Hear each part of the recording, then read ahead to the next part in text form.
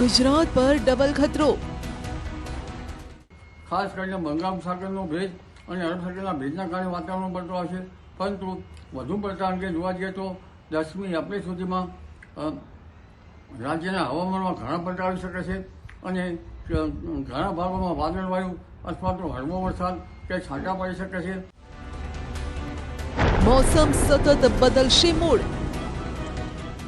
अभी दो अपर या साइक्लोनिक सर्कुलेशन परसिस्ट कर रहा है, ये वेस्ट एमपी के ऊपर और एक मराठवाड़ा एंड मध्य एडजॉइनिंग मध्य महाराष्ट्र के ऊपर दो साइक्लोनिक सर्कुलेशन परसिस्ट कर रहा है।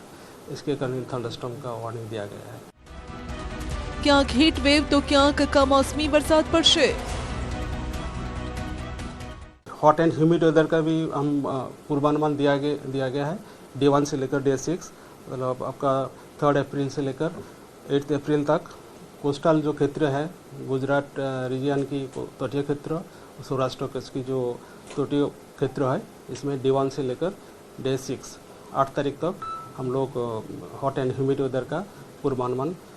આગામી દિવસોમાં ભારે ગરમી, આકરી ગરમી પડવાની શક્યતા રહેશે, જેમાં મધ્ય ગુજરાતના ભાગોમાં મહત્તમ તાપમાન 10મી એપ્રિલ સુધીમાં લગભગ 43 ડિગ્રી 43 ડિગ્રી સેલ્સિયસ અથવા તો તેનાથી વધુ જવાની શક્યતા રહેશે। ખેડૂતોની મહેનતનો નીકળશે કચ્છરઘાણ।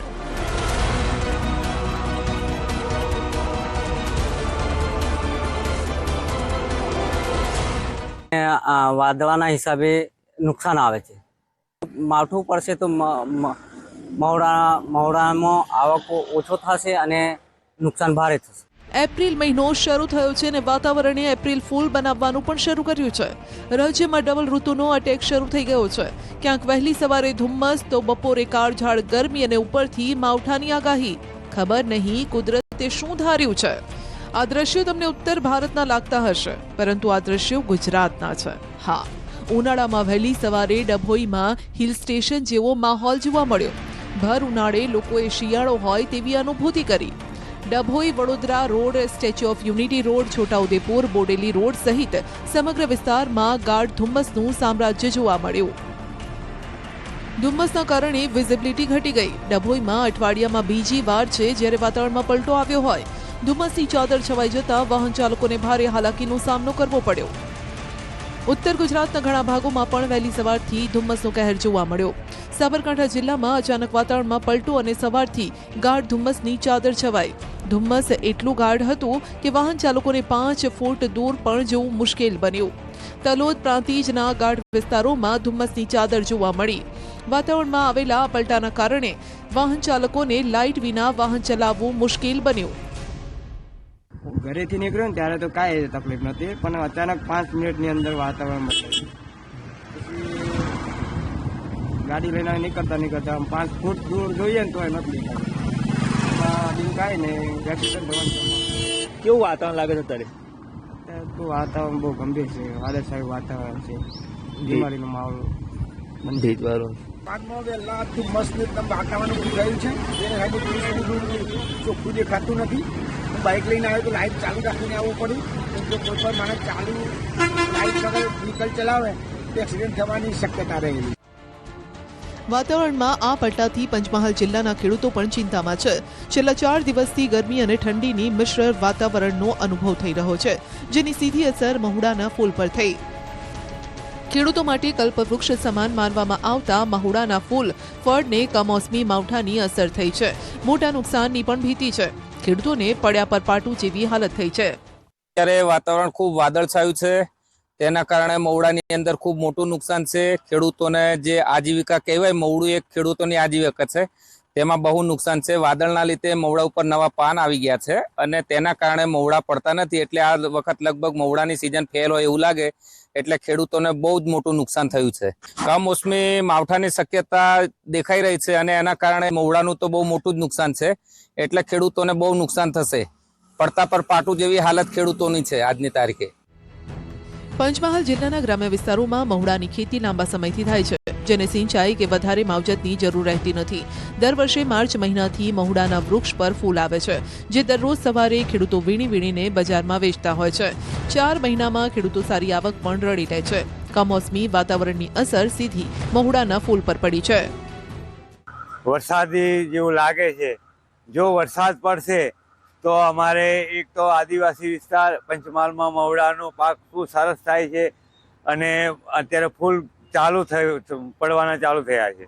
તો વરસાદ પડશે તો આ ફૂલ ઓછા પડશે તો એના જે ફળ લાગવાના, ફૂલ આવ્યા પછી મહિના પછી ફૂલ લાગતા છે, એટલે ડોળ કહેવામાં છે, એનું તેલ કાઢવામાં આવે છે. તો એની પણ આજે જે વરસાદના કારણે એને તાપ જોઈએ, તો એ વરસાદ પડશે તો અમારા જે ઔષધિ જેવું મહુડો કામ કરી રહ્યો છે એનો ગુણધર્મો પણ ઓછા થઈ જશે. અને સાથે સાથે કેરીનું પણ આજે મોલ બેઠો છે. વાવાઝોડા સાથે કેરીઓનો પણ ગરવાનો શરૂ થઈ ગયા છે. તો એની સાથે બીજું અમારા ઘાસચારો પશુપાલન માટે પણ આજે ખેડૂતોની દશા બગડવાની હાલત એવી થઈ રહી એવું લાગે છે. મહુડાના ફૂલને ખેડૂતો ઘાણીમાં પીસાવીને તેલ મેળવે છે, જે વર્ષ દરમિયાન ખાવાના ઉપયોગમાં લેતા હોય છે.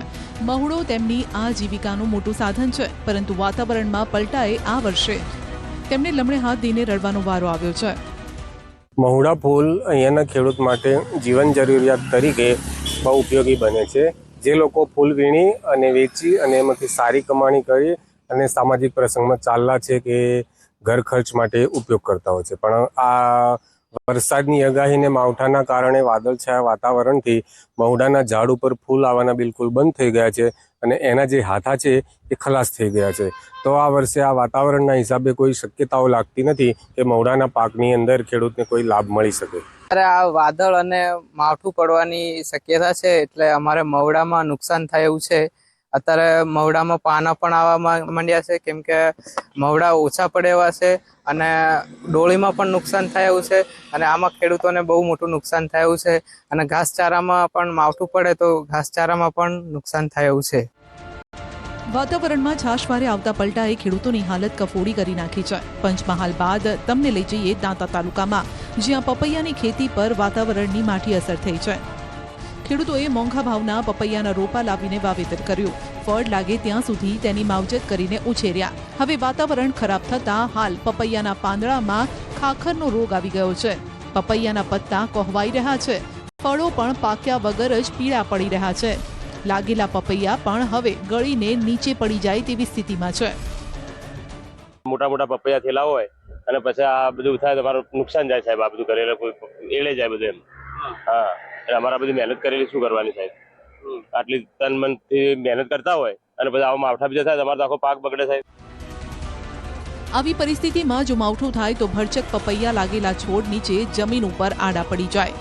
મોંમાં આવેલો કોળિયો છીનવાઈ જાય તેવી સ્થિતિ હવે ખેડૂતોની થાય તેવું છે. હાલ તબક્કે ફરી એકવાર જે રીતે વાવાઝોડા અને માવઠાની આગાહી કરવામાં આવી છે, આ આગાહીને લઈને છે જે બાગાયત ખેતી કરતા ખેડૂતોમાં ભારે ચિંતાનો વિષય બન્યો છે. આપણે ચોક્કસપણે બતાવીશ કે અંબાઈ દાંતા પંથકમાં આ જે પપૈયાનું જે વાવેતર કરેલું છે, ફળફળાદી વાવવામાં આવે છે અને આ જે ખેડૂતો છે, ખેડૂતો નિંદામણ પણ કરી રહ્યા છે. પણ હાલ તબક્કે જે રીતે વરસાદની અને માવઠાની આગાહી કરવામાં આવી છે, તેના કારણે એમના અંદર એક બીક પેસી ગઈ છે કે હાલ કરીએ જો ખાખરીનો રોગ જે હાલ જે વાતાવરણ પલટાયું છે તેના કારણે પણ કેટલાક જે પત્તાઓ છે એ પત્તાઓની અંદર ખાખરીનો રોગ જોવા મળી રહ્યો છે. અને ખાખરીના રોગના કારણે જે છે એ આખું ઝાડ પડી જાય અને વાવાઝોડું આવે તો એમ કહી શકાય છે કે જે મોટા પપૈયા છે, આ મોટા પપૈયા જે લાગેલા જોવા મળી રહ્યા છે એ પપૈયાના ઝાડ પડી જાય, પરિણામે મોઢે આવેલો કોળિયો છીનવાય તેવી પરિસ્થિતિનું નિર્માણ થવા પામે તેવી પરિસ્થિતિ લાગે છે. અને હાલ તબક્કે જે રીતે વરસાદ અને માવઠાની જે આગાહી કરવામાં આવી છે એ આગાહીના કારણે ખેડૂતોમાં જે છે ભારે ચિંતાનો વિષય બનેલો છે. અંબાલાલ પટેલે પણ 10 એપ્રિલ સુધી વાતાવરણમાં પલટાની આગાહી કરી છે, જેના કારણે ખેડૂતોમાં ચિંતા છે કે જો આ રીતે વાતાવરણમાં પલટો આવ્યો કે માવઠું પડ્યું તો ખેડૂતોની હાલત હજુ પણ વધુ કફોડી થશે. ખાસ કરીને બંગાળ સાગરનો ભેજ અને અરબ સાગરના ભેજના કારણે વાતાવરણ પલટો આવશે. પરંતુ વધુ પડતા અંગે જોવા જઈએ તો 10મી એપ્રિલ સુધીમાં રાજ્યના હવામાનમાં ઘણા પલટા આવી શકે છે અને ઘણા ભાગોમાં વાદળવાયુ અથવા તો હળવો વરસાદ કે છાંટા પડી શકે છે. રાજ્યમાં અગ્નિ વર્ષાની પણ આગાહી. તાપમાનનું પણ તાંડવ શરૂ થશે. એપ્રિલ મહિનાની શરૂઆતથી કેટલાક ભાગોમાં આકાશે આગ ઓકવાનું શરૂ કર્યું છે. સુરેન્દ્રનગર જિલ્લામાં આજે તાપમાનનો પારો 43 ડિગ્રીએ પહોંચી ગયો, જે અત્યાર સુધીનું સિઝનનું સૌથી વધુ તાપમાન છે.